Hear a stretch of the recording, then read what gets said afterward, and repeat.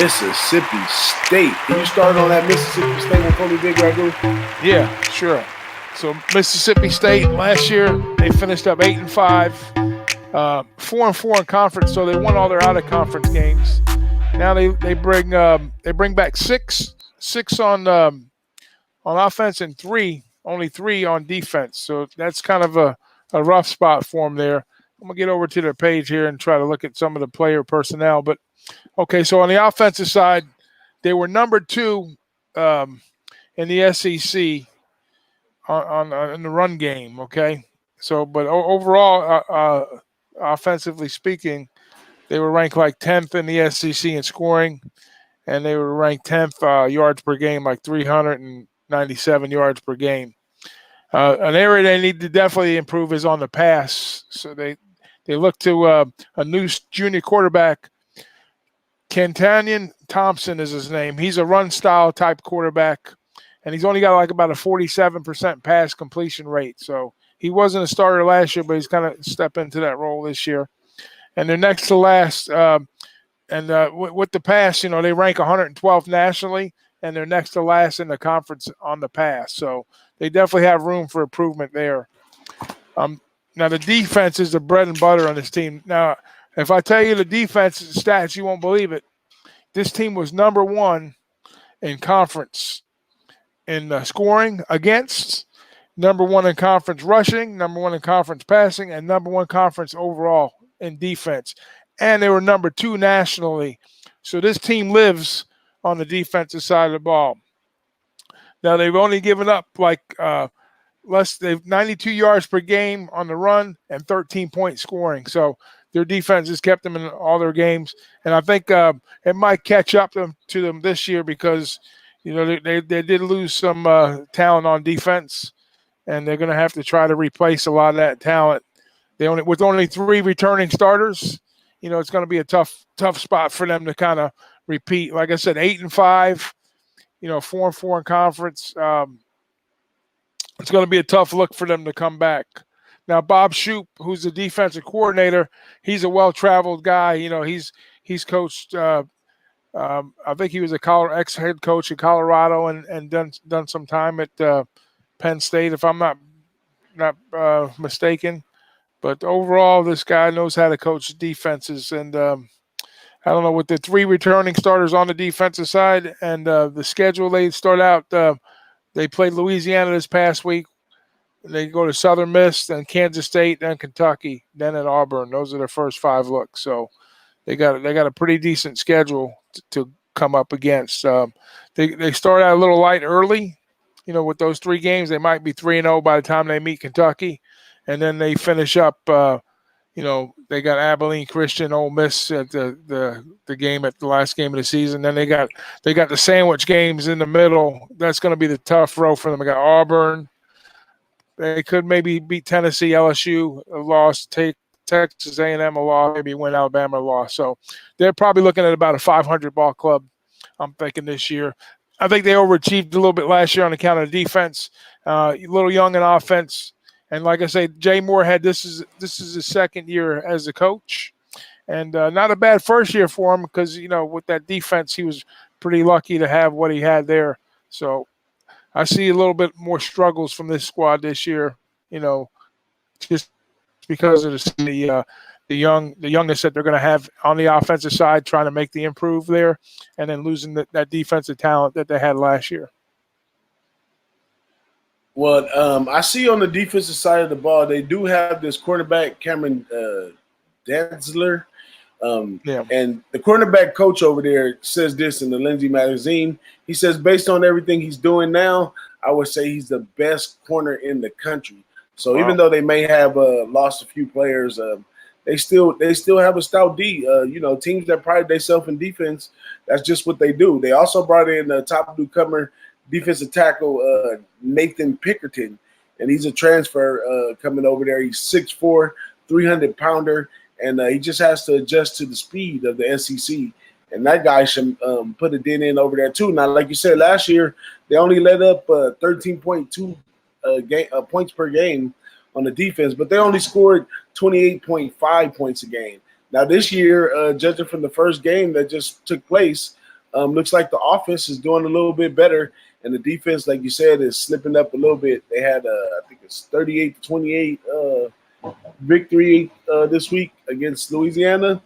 So I'm saying, don't go back to your old thoughts of this team. Look at this team moving forward, and looks like they're coming to play a little more offense this year. So I would probably keep my eye open to some overs with this team.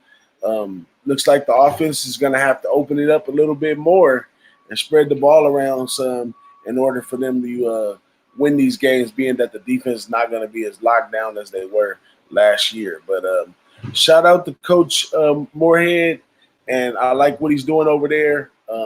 Any other thing you got on this team right here, BigRagoo? I'm gonna bring up a little. We'll bring up a little film real quick so you guys can take a look at what they look like this past week. Yeah, I'm like to say maybe they overachieved a little bit last year because how stout that defense was. But I still look for this team to perform pretty well overall. Just maybe a few less W's because of the scheduling and the evening out of the defense and then the catch ahead. But like you said, the offense, maybe they are stepping up a little bit. Like I say, the running game has always been a plus for these guys. And then maybe the defense, maybe regresses a little bit, but still, they have a lot to work with. Like I say, the quarterback, and the main thing on the football team is always the quarterback and the coach, right? Those are like the two cogs in a wheel that kind of get you off center to get you rolling in the right direction. So if they can get this youngster to kind of, play a more balanced type of game, because if they're going to just focus on the run where they know he can't pass, and then they're going to lock them down. But if they could develop a little passing game, and looking at the starters coming back, you do have two receivers coming back, wide receivers, and they got a senior tight end, and so maybe they can get some balance there. And like you said, they did score, 38 points last game, even though it was against Louisiana. Now they got Southern Miss coming up and then Kansas State. So those are 3 games that they could build confidence with. If they come out of those 3 games 3-0, and they get some offensive production, maybe going into that first game against Kentucky, the first conference game, maybe they have a little bit of confidence, a little bit of swag going into that game. And that game will be at home also, by the way. So maybe it might be a good look to the under, because Kentucky is a good under team. And if we'll just have to see how they do coming into that first game versus Kentucky. That'll tell the tale going into conference play. Well, I'm looking to capitalize on the line setters and those people with those computer generated formats right here, and I'm hoping that they keep the numbers down. And I'm looking to take the over. From what I'm watching on film right here, I see a lot of stuff on defense, like missed tackles, not wrapping up, what I like to call catch and chase. That's when the when the defense basically plays the zone and they just watch the people catch the ball and then they try to chase them down. So I see a lot of catch and chase. But the thing that I do like, another part while I'm on the over, is this quarterback on the offensive side. He's sized up appropriately. He's a nice and tall quarterback. He's long. He can run a little bit and move around.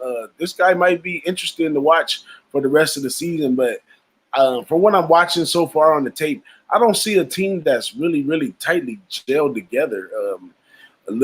People missing assignments. People are not really playing together as a team.